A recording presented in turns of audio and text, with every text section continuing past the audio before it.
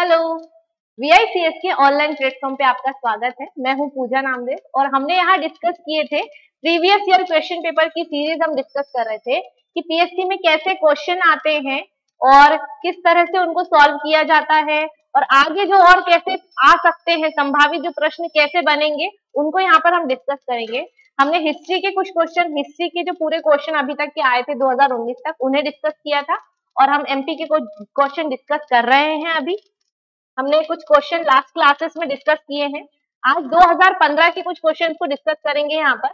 जैसे मध्य प्रदेश क्रिकेट संघ है ना, मध्य प्रदेश क्रिकेट संघ का मुख्यालय कहाँ पर है ना, क्रिकेट संघ का मुख्यालय कहाँ पर है? तो इसका जो मुख्यालय है ना, इंदौर में है इसका मुख्यालय। देखिए, जो मध्य प्रदेश क्रिकेट संघ है पहले क्या था, होलकर क्रिकेट एसोसिएशन के नाम से ये था, होलकर क्रिकेट एसोसिएशन के नाम से था। इसी को बाद में ये क्या हो गया, बाद में मध्य प्रदेश का क्रिकेट संघ का मुख्यालय बन गया। ऐसे ही जैसे कि आपसे क्रिकेट संघ का मुख्यालय पूछा है, आपसे पूछ सकते हैं मध्य प्रदेश बैडमिंटन एसोसिएशन का मुख्यालय कहाँ है ना। तो बैडमिंटन एसोसिएशन का मुख्यालय जो है पहले जबलपुर में था, लेकिन अब वो कहाँ हो गया, इंदौर में। आपसे ये पूछा जा सकता है जैसे बैडमिंटन पूछा, बैडमिंटन के अलावा आपसे पूछ सकते हैं कि बैडमिंटन एकेडमी कहाँ है। जब बैडमिंटन एसोसिएशन का मुख्यालय आएगा तो वो इंदौर आएगा, लेकिन बैडमिंटन जब एकेडमी का मुख्यालय पूछेंगे तो वो कहाँ आ जाएगा, आपका यहाँ ना आके आपका आ जाएगा ग्वालियर या जबलपुर में से है, आप उसे कंफर्म कर लीजिएगा, लेकिन वो इंदौर नहीं है। ठीक है, तो ऐसे करके आपको एक संस्था, जैसे संस्था वाला ये एक तरह से एक संघ या संस्था आ गई, आपको इसका मुख्यालय पूछा गया है कि ये कहाँ पर है।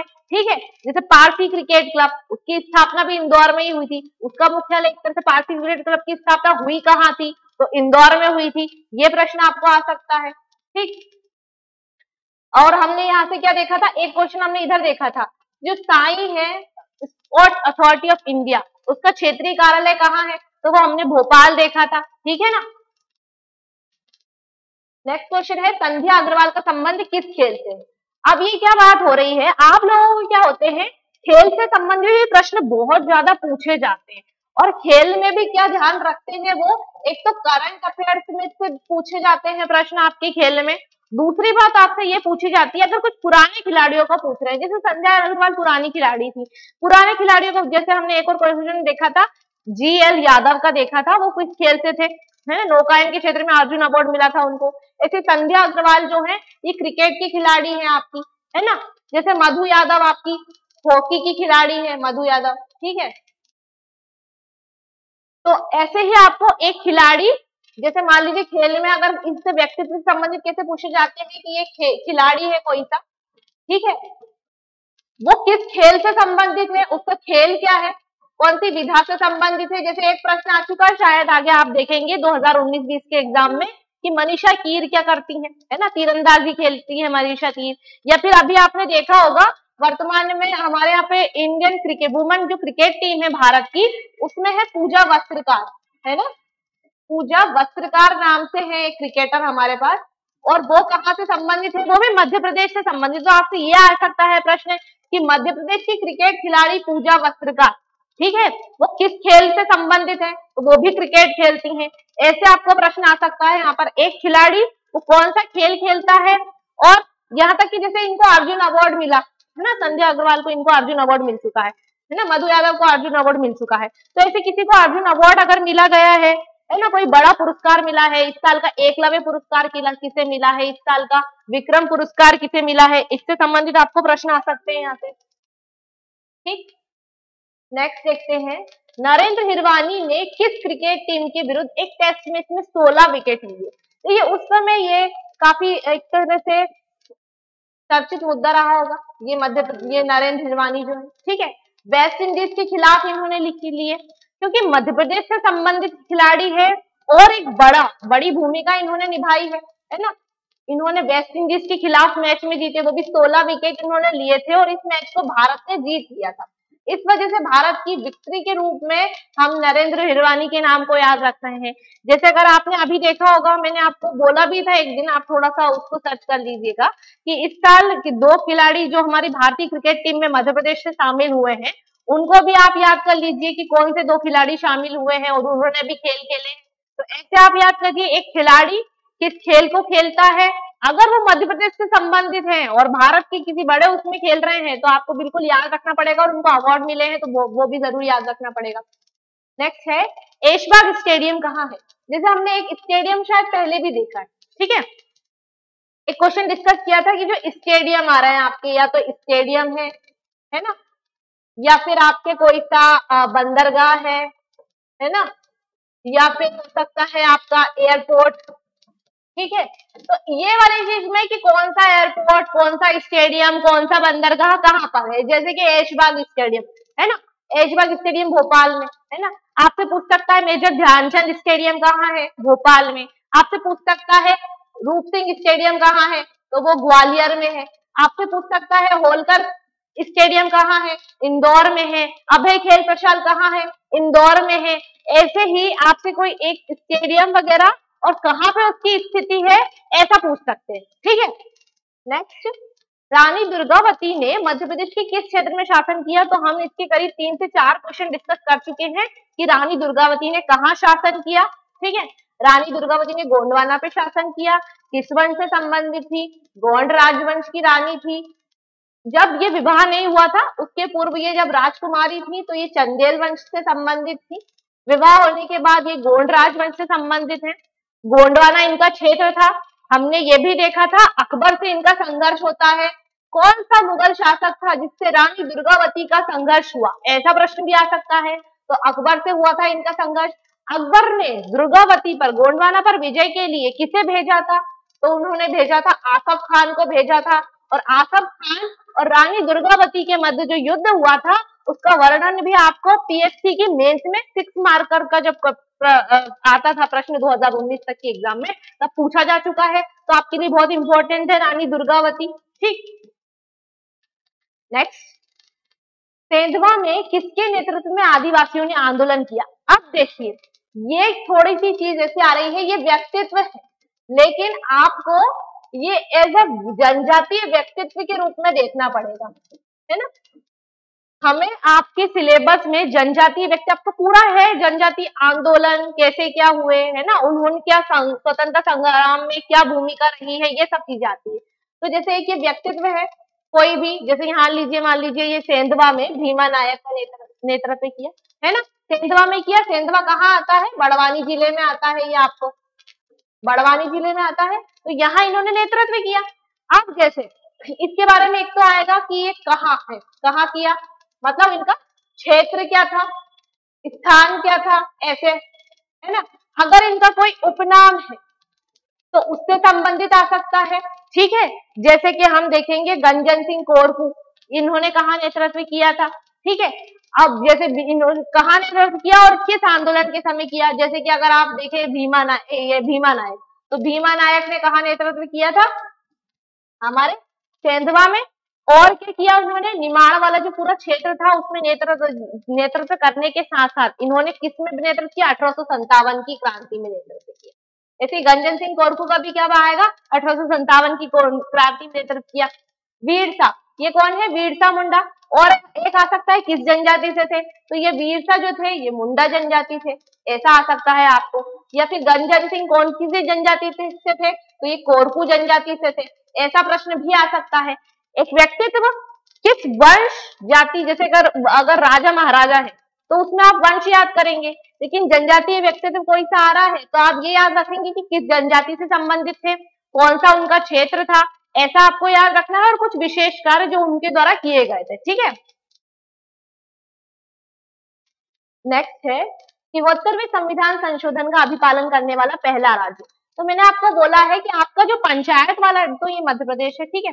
पंचायत वाला जो हमारा विषय, जैसे 73वां संविधान संशोधन है ना, 1992 में हमारा ये हमने आया और 93 में हमने इसको लागू कर दिया था एक तरह से, ठीक है।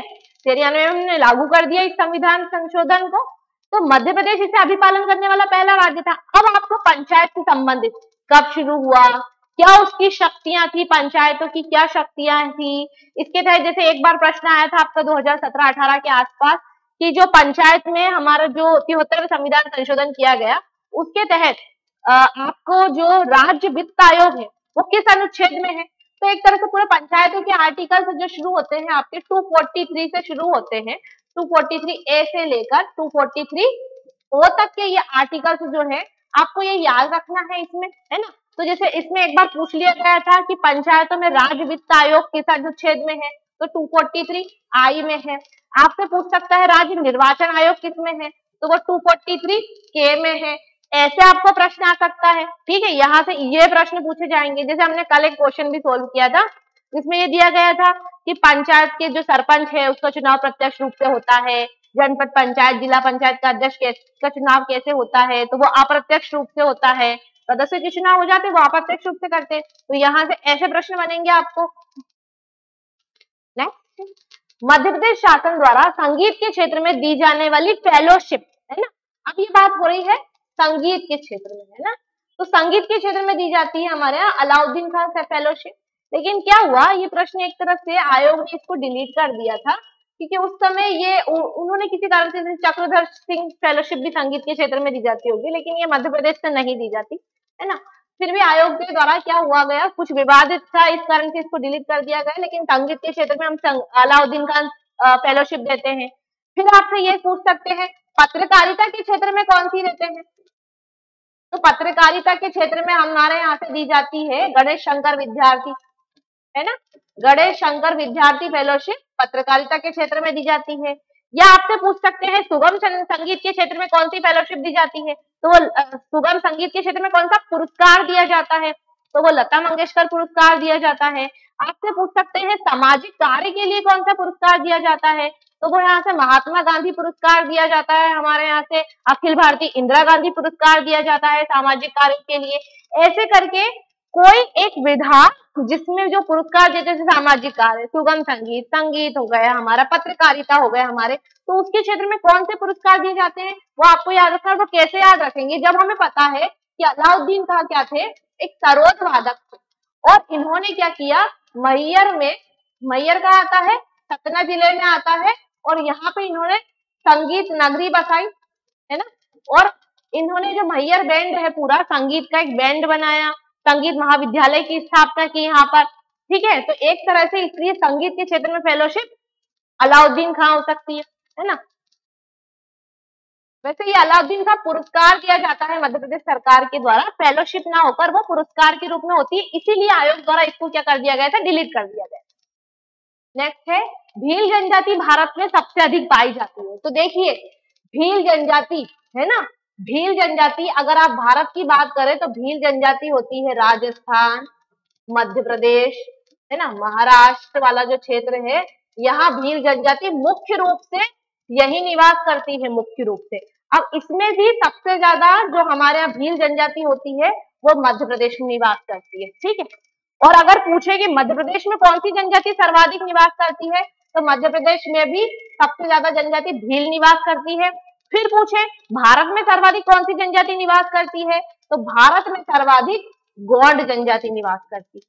कौन सी जनजाति निवास करती है भारत में सर्वाधिक, गोंड, और मध्य प्रदेश में सर्वाधिक भील। और भील भी सबसे ज्यादा कहाँ मिल रहे हैं, मध्य प्रदेश में मिल रहे हैं। और मध्य प्रदेश में भी मध्य प्रदेश का जो पश्चिमी क्षेत्र है, जैसे धार झाबुआ वाला जो क्षेत्र है, अलीराजपुर धार झाबुआ वाला जो क्षेत्र, पश्चिमी क्षेत्र, वहां पे ज्यादातर होती है ये जनजाति, ठीक। नेक्स्ट, ऐसे जैसे आपसे पूछ लिया भारत में सबसे अधिक जनजाति कौन सी पाई जाती है, मध्य प्रदेश में, सॉरी भारत में सबसे अधिक कौन सी भील जनजाति पाई जाती है, भारत में सबसे ज्यादा मध्य प्रदेश में पाई जाती है। और ये भारत में कौन सी सबसे ज्यादा पाई जाती है, गोंड पाई जाती है।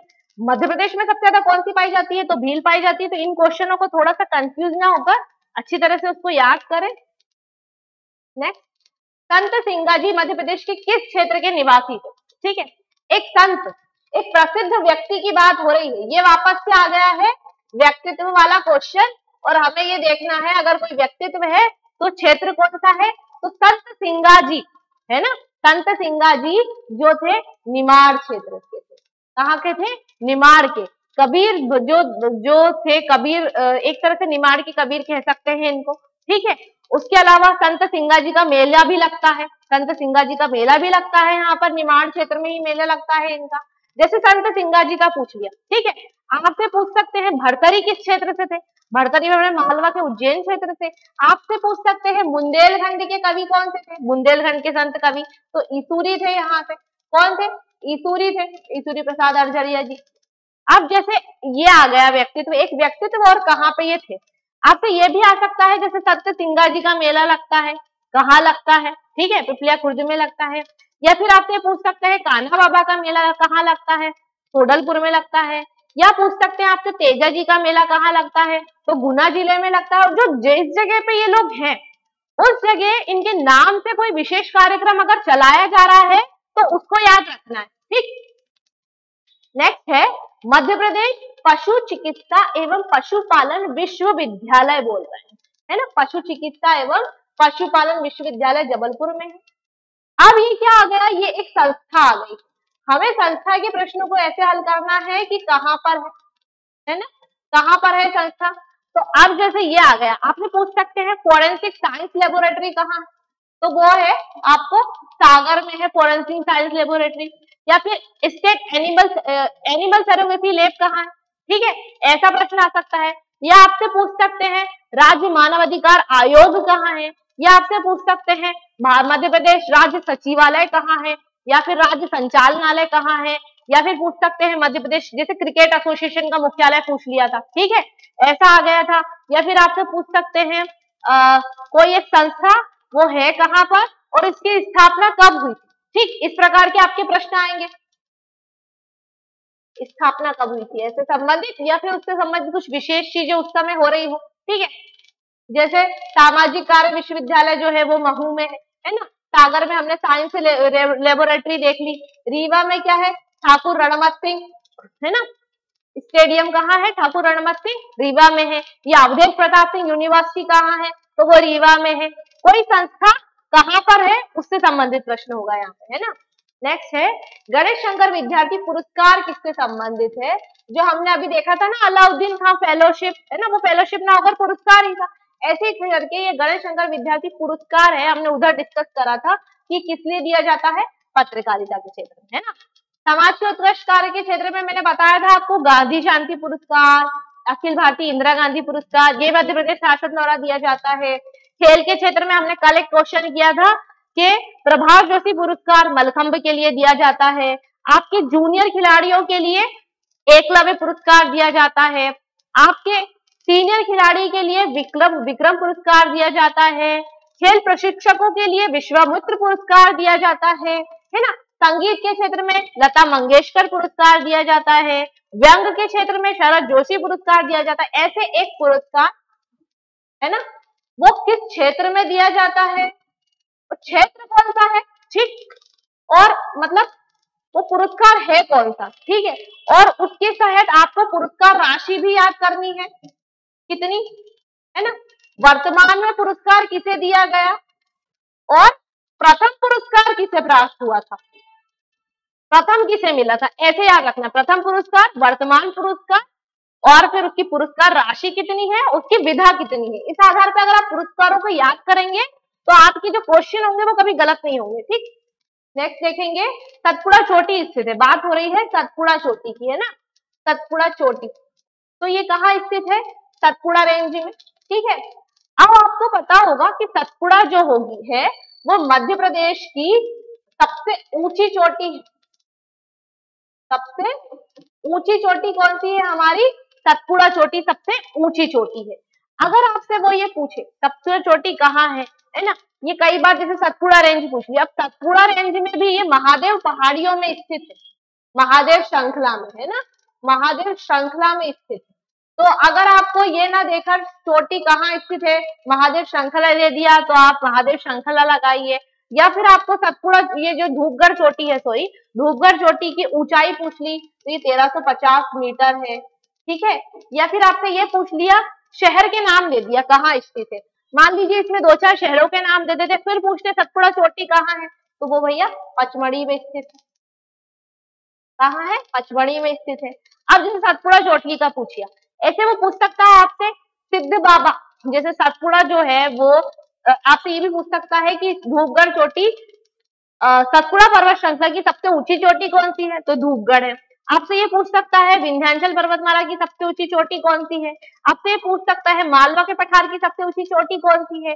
आपसे पूछ सकता है कि बुंदेलखंड पठार की सबसे ऊंची चोटी है कौन सी है? ऐसे प्रश्न भी आ सकते हैं आपको। ठीक, नेक्स्ट है बिखरे मोती के रचयिता है, बिखरे मोती है ना, बिखरे मोती लिखा गया है सुभद्रा कुमारी चौहान द्वारा। मेरे ख्याल से दूसरी बार कर रहे हैं इस क्वेश्चन को, है ना, बिखरे मोती, वही की वही रचना रिपीट कर दी, कम से कम इनको रचना तो नहीं डाल देनी चाहिए, है ना। तो बिखरे मोती, या फिर आपसे पूछते वीरों का कैसा हो बसंत, तो वो भी सुभद्रा कुमारी चौहान की है, वीरों का कैसा हो बसंत, है ना। छायावादी, छायावादी युग की प्रमुख कवियत्री थी सुभद्रा कुमारी चौहान जी, ठीक है, जिन्होंने क्या किया था, हमारे भारत छोड़ो आंदोलन में भी भाग लिया था, है ना, अपने पति लक्ष्मण सिंह के साथ, और सिवनी में इनकी समाधि भी बनी हुई है।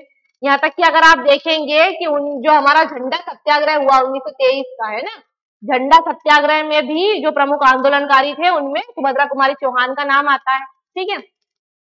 अब जैसे आपसे ये भी पूछ सकते, जैसे एक रचयिता, हमने रचयिता वाले प्रश्नों में ये देखा था कि जब रचयिता आ रहा है तो ये पूछेगा कि उसकी रचना कौन सी है ना, या फिर कोई सी रचना दे दी और ये पूछ ले इसका रचयिता कौन सा है और उसका मुख्य विषय कौन सा है, मतलब किससे संबंध रखती है वो, ये चीज ऐसा आ सकता है। या फिर कोई रचयिता है उसका उपनाम कौन सा है, ऐसा आ सकता है। जैसे हमने देखा था अमीर खुसरो, है ना, अमीर खुसरो, या तोतिया हिंद कहते थे उसको, या फिर जैसे ये मुक्तिबोध, तो मुक्तिबोध किसका, गजानन माधव मुक्तिबोध, इनका पूरा नाम क्या है, गजानन माधव मुक्तिबोध। इनकी रचना कौन सी थी, चांद का मुंह टेढ़ा, ठीक है, ऐसे इनकी रचनाएं भी आ सकती थी।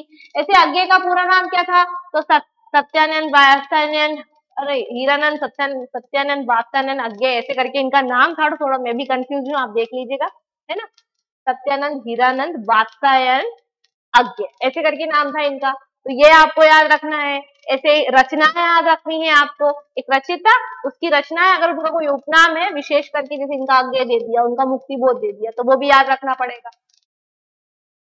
नेक्स्ट है मध्य प्रदेश में करेंसी प्रिंटिंग प्रेस, मेरे ख्याल से इसको भी हमने किया था, है ना, करेंसी प्रिंटिंग प्रेस। तो करेंसी प्रिंटिंग प्रेस जो है देवास में है और 1975 में, कम से कम मेरे ख्याल से बहुत बार आ चुका, या तो करेंसी प्रिंटिंग प्रेस आ गया, या फिर हमने देखा था सिक्योरिटी पेपर मिल, है ना, सिक्योरिटी पेपर मिल, मतलब सिक्योरिटी पेपर मिल जो अखबार, जो सॉरी करेंसी प्रिंटिंग प्रेस, मतलब करेंसी कागज कहाँ छप रहा है, 5 रुपये से लेकर तो 2000 रुपए तक के नोट छपते हैं, कहाँ पर, देवास में, करेंसी प्रिंटिंग प्रेस में, बैंक नोट प्रेस कहते हैं इसको देवास में, ठीक है। लेकिन अगर पूछे कि इसका कागज कहाँ छपता है, करेंसी का जो कागज होता है, तो सिक्योरिटी पेपर मिल जो है ना, सिक्योरिटी पेपर मिल ये होशंगाबाद में है, यहाँ पे इसका कागज बनता है, या स्टाम्प का कागज बनता है। फिर हमने ये भी देखा था ओरिएंटल पेपर मिल कहाँ है, अमलाई में है ना। फिर हमने एक और देखा था नेशनल न्यूज प्रिंट एवं पेपर मिल, है ना, जो हमारी पहली पेपर मिल थी, सॉरी, नेशनल न्यूज प्रिंट एवं पेपर मिल, है ना, तो ये कहाँ थी, ये हमारे बुरहानपुर में थी आपकी, ठीक है, नेपाल नगर बुरहानपुर में। तो ऐसे करके ये जो 4 क्वेश्चन है, मैंने जब शुरू में बताया था तब भी ये बताया था कि हर एक क्वेश्चन इधर से उधर आप में इन चारों में से, जो ओरिएंटल पेपर मिल भी है ना अमलाई वाली, तो इन चारों में से इधर से उधर आपसे क्वेश्चन पूछे जा सकते हैं, ठीक है। वहां छपता क्या है, बनता क्या है, ऐसा भी आपको याद रख लेना है। नेक्स्ट है भारतीय वन अनुसंधान संस्थान की क्षेत्रीय अनुसंधान शाखा, ये हो रही क्षेत्रीय अनुसंधान संस्था। बस आप बात करें कि वन अनुसंधान संस्थान, है ना, तो वन अनुसंधान संस्थान तो है हमारा देहरादून में, लेकिन ये उसकी क्षेत्रीय शाखा है जो कि कहाँ है, जबलपुर में है, ठीक है।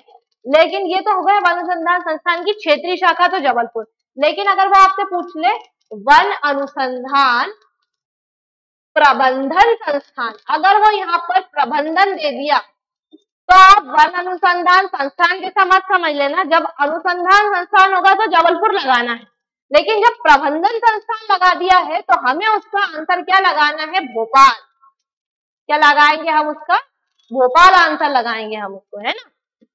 अब जैसे अगर आप देखें, है ना, कि इंदौर में क्या है, तो वायरलेस पुलिस वायरलेस प्रशिक्षण संस्थान इंदौर में है ना, आपका लेजर किरण अनुसंधान संस्थान जो केट है, केट भी इंदौर में ही है हमारे।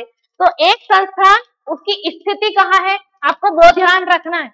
जैसे कि आप देखिए महिला एवं बाल विकास का जो प्रशिक्षण दिया जाता है वो संस्थान कहाँ है, बैतूल में है। ठीक, तो एक संस्थान वो कहाँ स्थित है वो आपको ध्यान रखना है। नेक्स्ट है, नौकायन के क्षेत्र में मध्य प्रदेश से अर्जुन पुरस्कार अवार्ड प्राप्त कौन थे। तो ये एज इट इज क्वेश्चन हम कर चुके हैं कि जेएल यादव को मिला था ये पुरस्कार नौकायन के क्षेत्र का। ठीक है, अब ये क्या बात हो गई, ये वही हो गई कि एक खिलाड़ी आ गए हैं और ये पूछ लिया है भैया कौन सा खेल खेल रहे हैं। अब ये नौकायन का तो जीएल यादव हो गए। ठीक है, तो हम लगा देंगे भैया जीएल यादव ही खेलते हैं नौकायन, नौकायन तो वही कर रहे थे।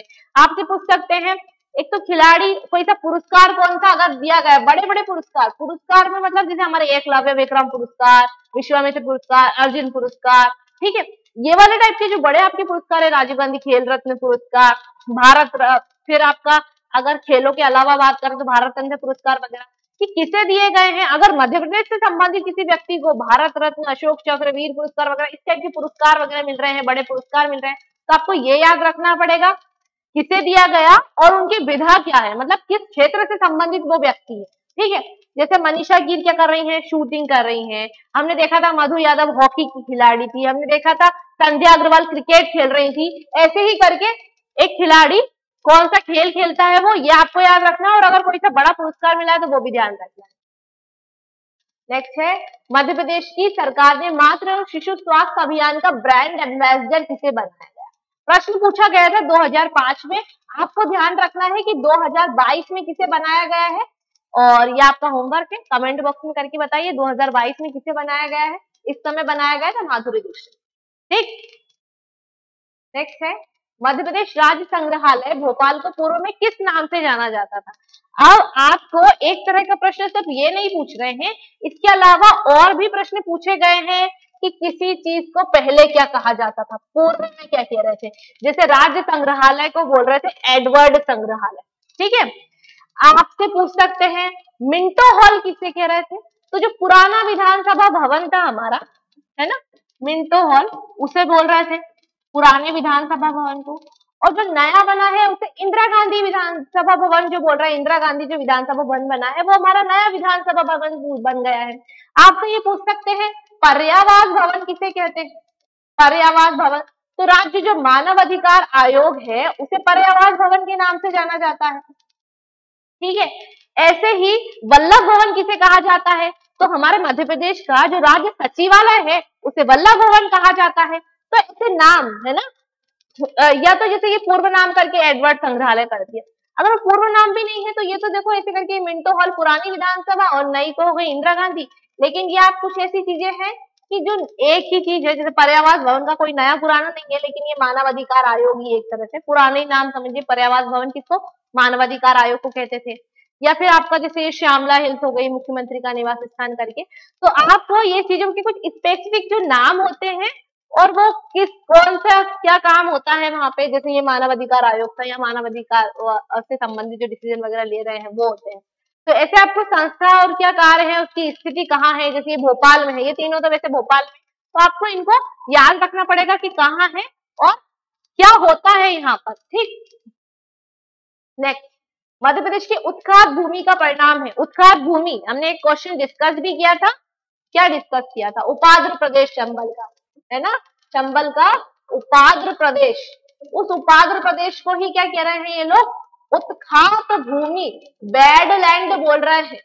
उत्खात भूमि या फिर बैडलैंड कहने का इनका कारण ये है कि ये भूमि पूरी तरह से ऐसी हो गई है, बंजर हो गई है ना। तो ये पूछ रहे किसका परिणाम है, बैडलैंड कैसे हो गई, उत्खात भूमि कैसे हो गई, ये हो गई अवनालिका अपर्दन के कारण। मैंने बताया था इसको गली इरोजन या अवनालिका अपर्दन। ठीक है, चंबल नदी द्वारा मध्य प्रदेश का जो ये हमारा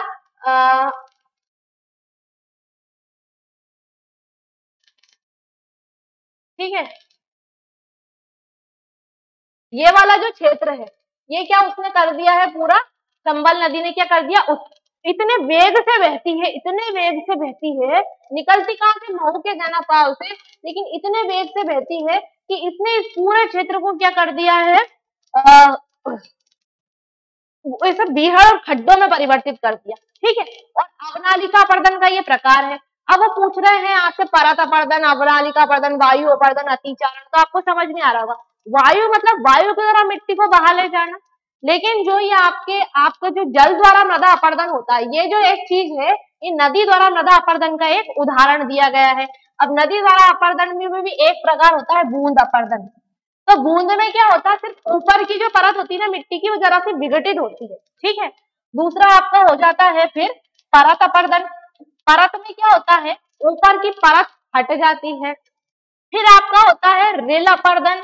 रिल में क्या होता है, छोटी छोटी नालियां जैसी रहती हैं, मतलब वर्षा के द्वारा, नदी के द्वारा छोटी नालियां जैसी बन जाती है, जो कि कम गहरी होती है। लेकिन जो अवनालिका होती है, उस अवनालिका में ये जो छोटी नालियां होती हैं वो गहरी हो जाती हैं, काफी बड़े वेग से बहती हैं। तो उस प्रकार के अपर्दन को अवनालिका अपर्दन कहा जाता है। और वही अवनालिका अपर्दन हो रहा है हमारी चंबल के उपाध्र प्रदेश में, मतलब चंबल घाटी वाला जो रीजन था हमारा, अभी मैंने बताया था आपको, भिंड, मुरैना, श्योपुर, ग्वालियर वाला जो क्षेत्र था, वहां पर हो रहा था अवनालिका अपर्दन। चौड़ी नालियां वेग से बह रही हैं, मतलब वेग, नदियों ने इतना कटाव कर दिया कि करीब 6 लाख एकड़ कृषि योग्य भूमि किसमें बदल गई है, बीहड़ों में तभी तब्दील हो गई है, जो डाकुओं की शरण स्थली बन गए हैं वर्तमान में। ठीक है, अब तो उसका सफाया हो रहा है डाकुओं का, लेकिन फिर भी कई मात्रा में वहां पर अपराध अभी भी ज्यादा इन्हीं कारणों से है। नेक्स्ट है मध्य प्रदेश में पंचवर्षीय योजनाओं का विधिवत वास्तविक शुभारंभ। अभी पूछ रहे हैं पंचवर्षीय योजनाएं। एक मैंने आपको शायद लास्ट क्लास दी थी आपकी, 1-2 क्लास पहले, तो मैंने बताया था आपको कि पंचवर्षीय योजनाओं में प्रश्न कैसे कैसे बनेंगे। कि पहली पंचवर्षीय योजना कब आई थी, 1951 से 56 के बीच आई थी, है ना, 51 से 56 के बीच आई थी। लेकिन बात ये पूछ रहे हैं मध्य प्रदेश में विधिवत शुभारंभ कब हुआ। अब क्या हुआ, आप लोगों को ये पता हो कि मध्य प्रदेश का गठन ही 1956 में हुआ था ना, 1 नवंबर 1956 को, याद रखता है मध्य प्रदेश का गठन, है ना। तो मध्य प्रदेश का गठन हुआ 1956 को। अब 56 के समय तो दूसरी पंचवर्षीय योजना चल रही थी, है ना, 1956 से 1961 के बीच हमारी क्या चल रही थी, दूसरी पंचवर्षीय योजना चल रही थी। इसलिए पीएससी ने इसका आंसर क्या दे दिया, द्वितीय पंचवर्षीय योजना। लेकिन यहाँ के जो कुछ ऐसा विद्वान वगैरह व्यक्ति ऐसा मानते हैं कि जब मध्य प्रदेश का गठन हुआ, ये दूसरी पंचवर्षीय योजना जब चल रही थी, उस समय मध्य प्रदेश का जो गठन था, तो मध्य प्रदेश कैसे बना हुआ था, part A B C D पे डिवाइड था गठन के पूर्व। तो जैसे विंध्य प्रदेश, मालवा का जो प्रदेश था, है ना, इन लोगों ने, मध्य भारत का पठार वाला जो क्षेत्र था, इन लोगों ने अलग अलग क्षेत्र वालों ने अपनी अलग अलग पृथक पृथक योजनाएं बना रखी थी। फिर उन योजनाओं को समेकित कर दिया गया था। तो ये उन्होंने बोला है कि दूसरी में तो समेकित हो गई थी, तो हम इस दूसरी वाली में शामिल नहीं थे। तो इसका आंसर तीसरी पंचवर्षीय योजना मतलब 61 से 56, 1961 से 66 होना चाहिए।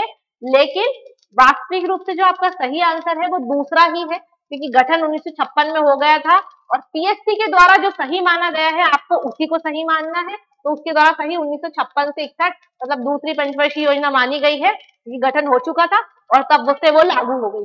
ठीक है, तो इसका आंसर है हमारी दूसरी पंचवर्षीय योजना।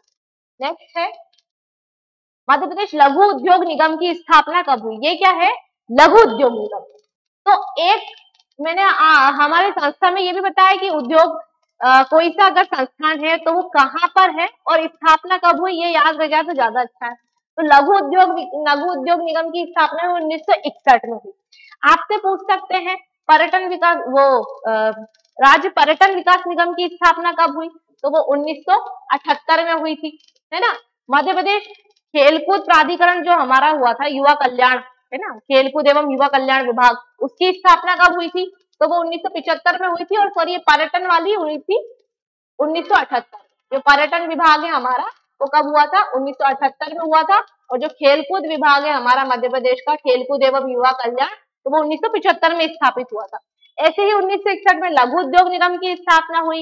ये आपसे पूछ सकते हैं, जैसे ये निगम वगैरह है। उसके अलावा आपसे ये भी पूछ सकते हैं पहली खनिज नीति कब आई आपकी, या फिर आपकी पहली उद्योग संवर्धन नीति कब आई आपकी, या फिर ये पूछा जा सकता है पहली खेल नीति कब आई, पहली पर्यटन नीति कब आई। ये नीतियां और इनके संग पहली कब आई, वर्तमान में कौन सी क्रियाशील है, ऐसे ही कोई सी संस्था है तो वो कब स्थापना हुई और उसका मुख्यालय कहाँ पर है, ये आपको ध्यान में रखना है। मतलब जो ऑफिस होता है ना उसको मुख्यालय बोल रहे हैं। तो वो कहाँ पर है, वो ध्यान रखना है। नेक्स्ट है gold export park promotion park, है ना, गोल्ड एक्सपोर्ट प्रमोशन पार्क। तो क्या हुआ, वैसे तो ये इंदौर है ना, इंदौर, लेकिन कई आपत्तियां लगाई गई, उस कारण से इस क्वेश्चन को क्या कर दिया गया था, डिलीट कर दिया गया था उस समय, ठीक है। जबकि gold export promotion park Indore में ही है, क्योंकि काफी मात्रा में ये एक्सपोर्ट वगैरह यहाँ से होते हैं, इस कारण से। फिर हमने देखा था ऑटोमोबाइल उद्योग हमारा डेट्रॉइट पीथमपुर में है ना, पीथमपुर हमारा धार में है ना। हमारी बीना में क्या है, ऑयल रिफाइनरी, अगर आपसे पूछे ऑयल रिफाइनरी कहाँ है ना, तो ये हमारी बीना में है। हमने कल ही देखा था मंडीदीप रायसेन में क्या था, हमारा ऑप्टिकल फाइबर का कारखाना। ऑप्टिकल फाइबर कारखाना कहाँ है, हमारा मंडीदीप रायसेन में है। ऐसे ही आपको एक संस्था या कोई क्षेत्र विशेष क्यों प्रसिद्ध है, कहाँ स्थित है, ऐसे प्रश्न पूछेंगे। जैसे पार्क वार्क से तो और भी आ चुके, डायमंड पार्क कहाँ है, इंदौर में। गोल्ड पार्क कहाँ है, इंदौर में। जैव ऊर्जा पार्क कहाँ है, रीवा में है। जैव प्रौद्योगिकी पार्क कहाँ है, इंदौर में है। या आपसे पूछे क्या कहते हैं, ऐसे ही कोई एक पार्क और वो स्थित कहाँ है, ये आपसे पूछा जाएगा, ठीक है।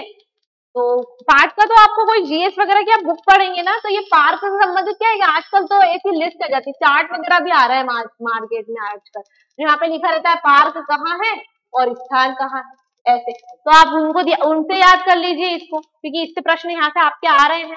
नेक्स्ट क्वेश्चन है 2011 की जनगणना के अनुसार मध्य प्रदेश की जनसंख्या है।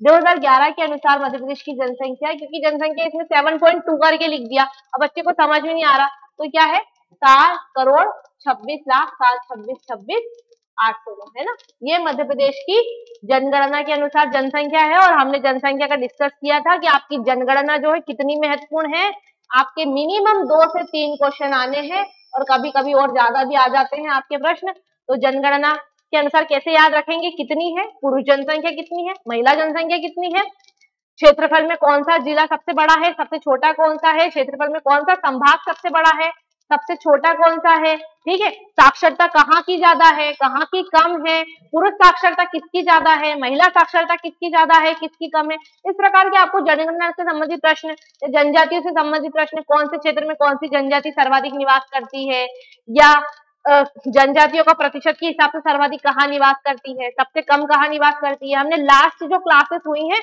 उनमें डिस्कस किए थे ये क्वेश्चन। तो अगर आप वो लेक्चर देंगे तो आपको उधर से काम आएगा वो, ठीक है।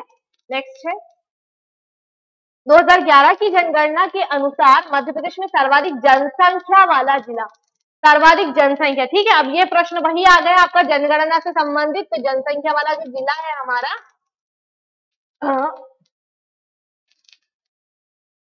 हमारा जो जनसंख्या सर्वाधिक जनसंख्या है इंदौर में निवास करती है ना।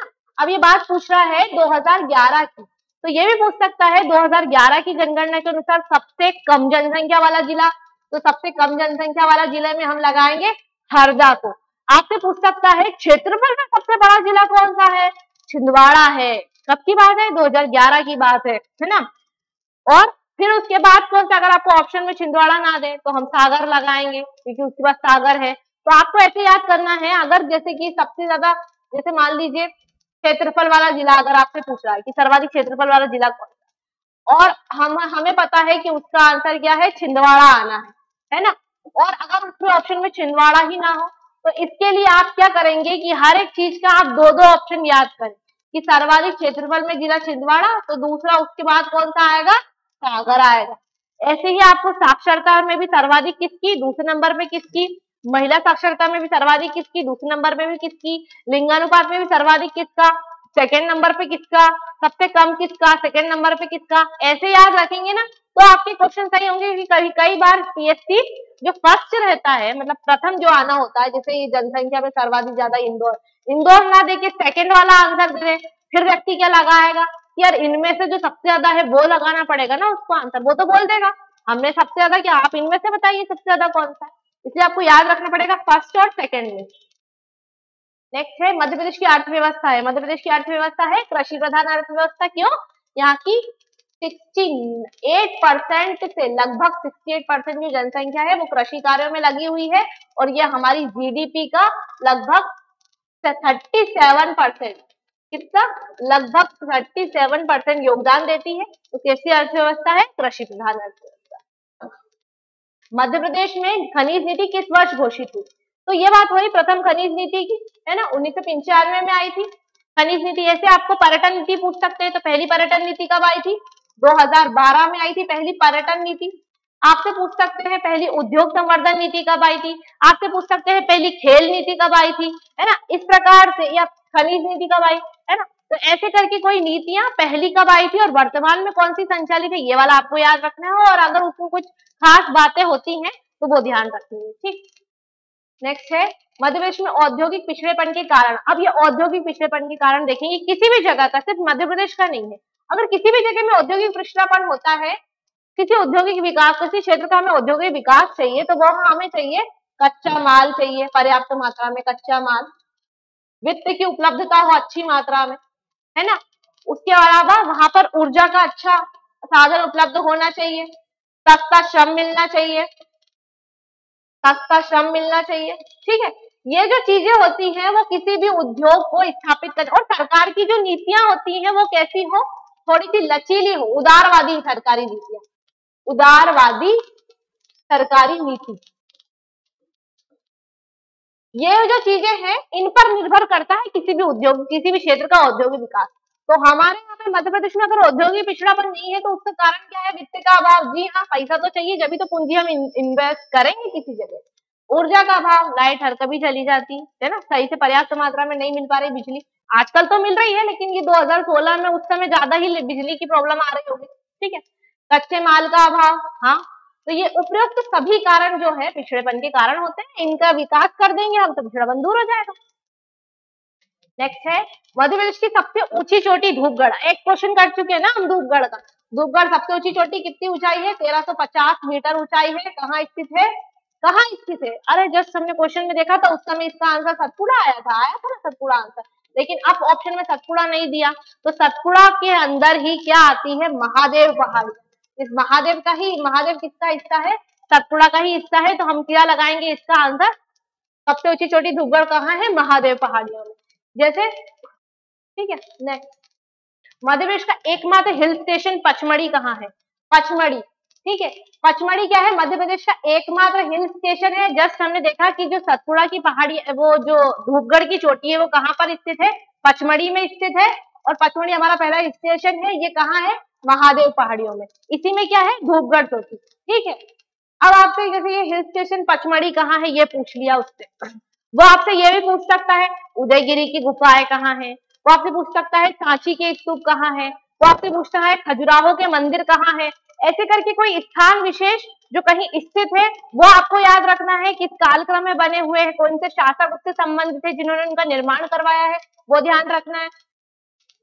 नेक्स्ट क्वेश्चन, नदी की सहायक, नर्मदा नदी की सहायक।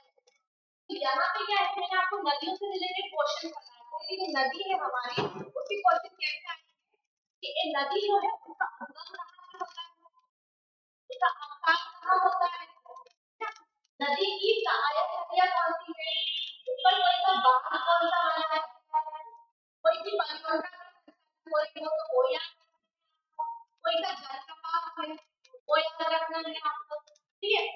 इससे संबंधित प्रश्न आते हैं आपके नदियों से रिलेटेड। तो हमारा जो नदी की सहायक नदी, इसमें से ये जो हमारे सहायक क्वेश्चन है, जैसे आपको आता है शक्कर नदी, इसकी सहायक नदी है, नदी है। फिर आपको पूछ सकते हैं महानदी की सहायक नदियाँ कौन सी है। आपको जैसे ये तो जैसे मध्य प्रदेश में नहीं है, आपसे इनसे क्वेश्चन जो मध्य प्रदेश में नदियाँ हैं उनकी तो विशेष रूप से सहायक नदियों को याद रखना है। जैसे हमारी चंबल नदी की सहायक नदी कौन सी है ना, या फिर आपकी ताप्ती की सहायक नदी कौन सी है, थोड़ा, ठीक है। या फिर आपको पूछ सकता है कि ये नदी विशेष और उसकी सहायक नदियाँ कौन सी है। वो भी कामा नदी अगर बात करें, कामा नदी जो है उसका सबसे बड़ी का सबसे लंबा, कोई सबसे लंबा जो हुआ है होशंगाबाद, सबसे लंबा बना हुआ है होशंगाबाद में बना, ठीक है। तो ऐसे करके ऊपर बनी हुई चीज, तो वो आपको ध्यान रखना है। बेड़ा घाट एक क्वेश्चन कर चुके हैं, ठीक है बेटा। और ये कहां पे इसका कौन सा धुआंधार चंद्रमा। अभी चंद्रमा का आता है तो कौन सी नदी बन रही है बेटा, ये भी आ सकता है। इससे जो चंद्रमा है आपका नर्मदा नदी पर। अब पूछ सकते हैं दुग्धधारा चंद्रमा कौन सी नदी पर है, तो वो कौन सी नदी पर है आपका दुग्धधारा, कपिलधारा या कौन सी नदी पर है, नर्मदा नदी पर। ठीक है ऐसे पूछ सकते हैं आपसे, ठीक। कपिलधारा कौन सा है, किस नदी पर बना हुआ है, कौन सा चंद्रमा है, चंबल घाटी की भौतिक भाग में स्थित है। अभी कि चंबल नदी घाटी यहाँ की, ठीक है। और इस क्षेत्र को क्या बोलते हैं, मध्य भारत का पठार, ठीक है। तो ये मध्य भारत का पठार आपको किस भौतिक भाग में किस स्थान पर उत्पाद बताएंगे, या फिर किस भौतिक भाग में ये जगह है, तो भिन्न के ऊपर तो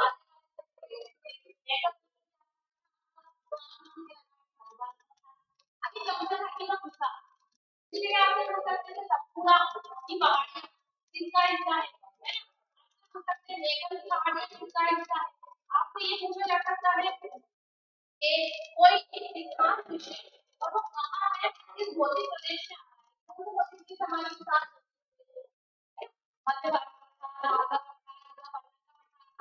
सतपुड़ा नेकल श्रेणियां हमारी नर्मदा सोन घाटी, इनमें क्या कोई विशेष चीज आ रही है, तो ये भी आपको ध्यान रखना। अच्छा ऐसी विशेषता नहीं है, तापमान वर्षा कोई विशेष चीज चीजें आपको ध्यान रखनी पड़ेगी। मध्य की जलवायु किस प्रकार है, ये जलवायु है मानसून प्रकार की जलवायु। भारत की जो है उष्णकटिबंधीय मानसून जलवायु। अरे मानसून जलवायु में क्या होता है, विशेषता ये है कि समय के अनुसार परिवर्तन होता है, समय के अनुसार स्थिति बदलती है, समय के अनुसार स्थिति हो जाती है। जैसे कि हो रही है तो शुष्क हवा चलेगी, गर्म गर्म गर्मा सर्दियों में जब ठंडा करते हैं तो ठंडा ठंडा हो रही है, ठंडा हो रही है, शीतलहर लेकिन मानसून इस प्रकार से हमारे मध्य प्रदेश की समय के अनुसार अपनी दिशा बदल रही है, समय और स्थिति के अनुसार जो अपनी दिशा परिवर्तित कर रहा है, दिशा परिवर्तित ये ऊपर कवर जाती है मानसून, ठीक है। मध्य प्रदेश में कहां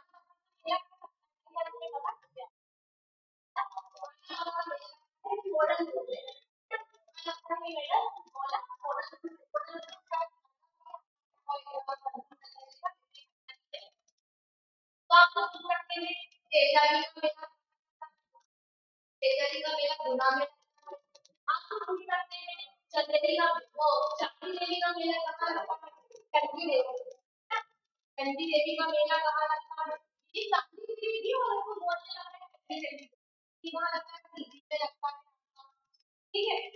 आप लोग पूछ सकते हैं इसका निकाला सिंगल का मेला कहाँ लगता है, जयपुर में लगता है, महाबलपुर का मेला कहाँ लगता है, रीवा में लगता है। तो जो मेले का मेला तो कहाँ लगता है और किसकी याद में लगता है, कहाँ लगता है और किसकी याद में लगता है, मतलब क्या किस बात में लगता है और कब लगता है, किस आपको का मेला रीवा में लगता है, ठीक है, शिवरात्रि पर लगता है, ऐसे आपको ध्यान रखना है। तो मेला आ गया, ठीक है, जैसे देवरी का मेला लगता है, देवरी की गुफा कौन से जिले में है, देवरी की गुफा जिले में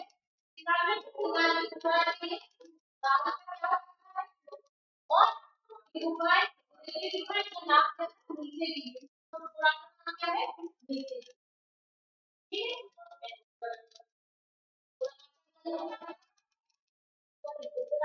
कौन सा बच्चा मूर्ति कला का सीखता है, मूर्ति कला का सीखता है पीएचडी वालों को कोई बता दे पीएचडी वालों को, क्योंकि ये है हमारा विदेशी होती है सर्वाधिक विदेशी भाषा के यहाँ पर और यहाँ पर यह होता है इसको भी धरोहर में शामिल किया हिंदी को शामिल किया, ठीक है, वो भी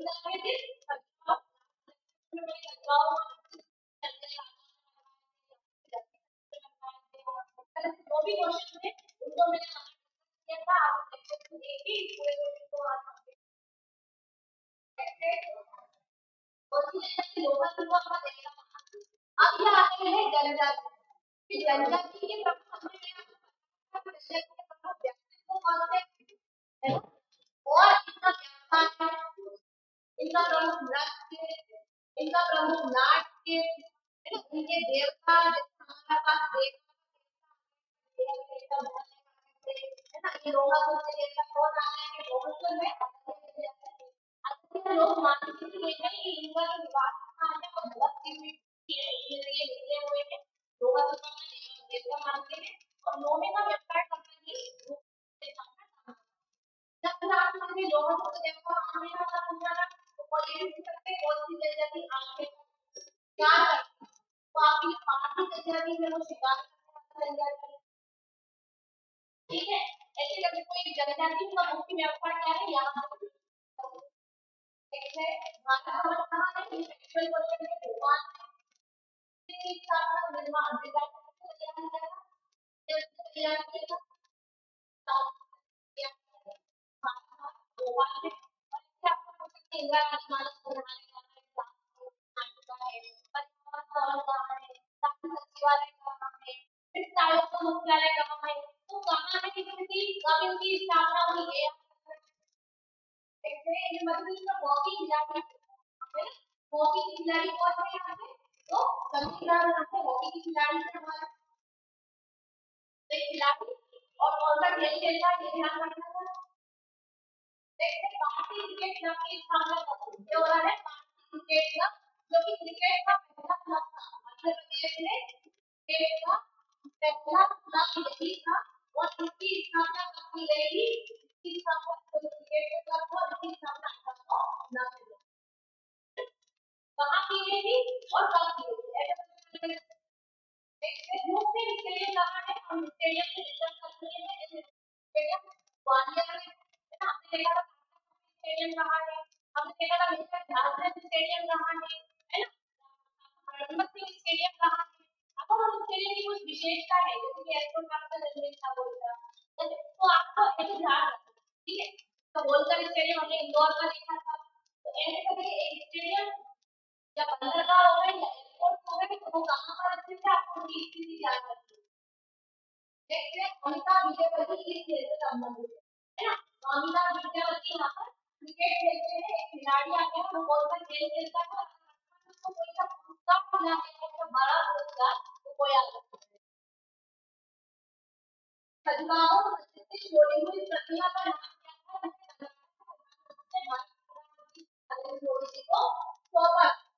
ये का पूछा है 2017 में इसी समय की बात है कि कनाडा के तीन हमारा हुआ शांति समझौता वगैरह हुआ उसके बाद पीएम वहां पे गए थे हमारे पीएम वहां गए और उन्होंने सौंपे की हमको ये मूर्ति ताकि ये पेरिस की एक मूर्ति थी जो खजुराहो में बनती थी इसके लिए भी करंट अफेयर्स का क्वेश्चन तो जब आप करंट अफेयर पढ़ेंगे एवरी डे जो हमें यहाँ पे हमारा प्रोग्राम है उसके तहत आपको क्या किया जाएगा नोट में किए जाएंगे आपको वहां पे हिंदी के करंट पढ़ने को मिलेगा इस तरह के क्वेश्चन को कैसे तैयार करना ठीक इनमें से कौन सी बुक का कालिदास द्वारा लिखित नहीं तो हम इस क्वेश्चन को डिस्कस कर चुके हैं कि कालिदास ने कैसे लिखा मेघ कुमार संभव उसका नाम करें सबसे महान नाटककार है ना कवि है महाकवि कालिदास इन्हें कहा जाता था शेक्सपियर कहा जाता था और ये चंद्रगुप्त विक्रमादित्य के 9 रत्नों में से एक मेघ कुमार संभव और विष्णु सरवाली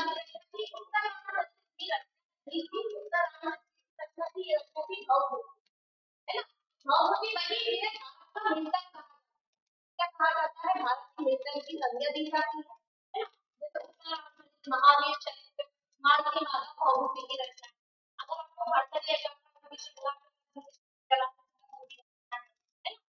माखनलाल द्विवेदी उनकी रचना इंटरमिनी उनकी रचना है ऐसे करके कोई रचयिता और उसकी रचना कौन सी है जैसे कोई रचना आता है उसका रचयिता कौन सा है उसका मुख्य विषय कौन सा है अगर वो किसी विशेष शास्त्र में लिखी गई जैसे कि ये किसी के गुप्त काल में लिखी गई रचना है चंद्रगुप्त कालिदास के काल में विक्रमादित्य के काल में है तो उसका जो इनकी रचना थी, तो ऐसा आपको कार्यक्रम भी याद रखना है। मध्य प्रदेश का सबसे पुराना संगीत महाविद्यालय माधव संगीत महाविद्यालय है ग्वालियर। ठीक है, अब क्या है, शुरू से जब देखें तो ग्वालियर को संगीत नगरी कहा जाता है। ग्वालियर क्या है, संगीत की नगरी। मध्य प्रदेश में संगीत नगरी कहा जाता है, ग्वालियर को कहा जाता है। क्या अगर देखें कि संगीत महाविद्यालय के अलावा यहाँ से हुए, मोहम्मद गौस यहाँ से हुए, फिर जो हमारे अगर देखें तो मानसिक तोमर संगीत महाविद्यालय वो भी यही बोला गया। और मानसिक तोमर जो हमारे शासक थे ग्वालियर के, वो भी कहते थे संगीत के संगीता के दिमाग संगीत नदी। तो पहला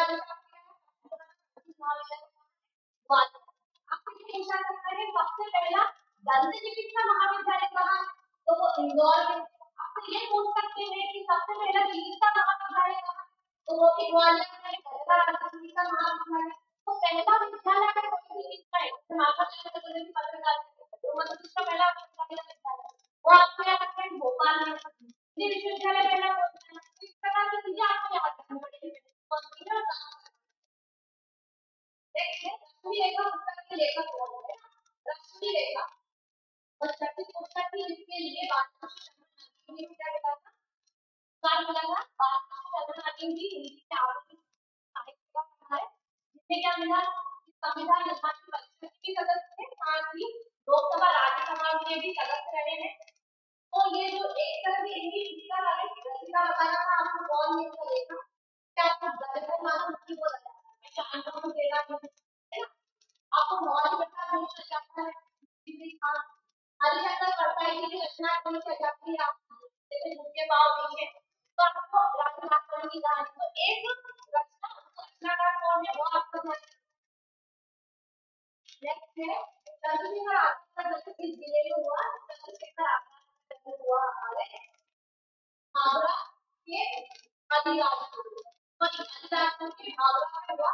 लेकिन ये जब प्रश्न मुझे पूछा था उसका भी क्या अलग हो चुका था, हुआ था लेकिन ये थी थोड़ी बहुत इसका मतलब कि झाबुआ का हिस्सा था अलीराजपुर।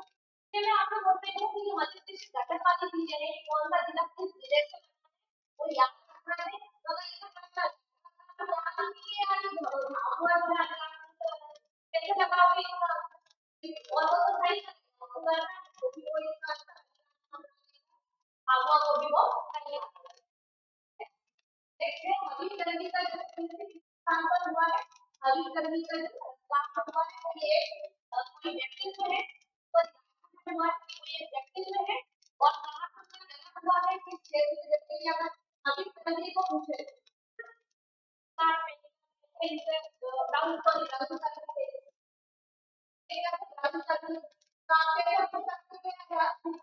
जन्म कहाँ हुआ है, हबीब गंजी किस विधा से संबंधित है, तो आपको प्रश्न भी पूछ सकते। विष्णु चिंतामणि कौन है, और विष्णु चिंतामणि क्या, तो विष्णु चिंतामणि भी क्या है मध्य प्रदेश के प्रमुख चित्रकार है। आपको पूछ सकते हैं एलएम हुसैन कौन है, वो चित्रकार है मध्य प्रदेश के। कोई एक व्यक्ति किस विधा से संबंधित है वो आपको ध्यान रखना है, यहाँ पे एन क्वेश्चन। Thank you.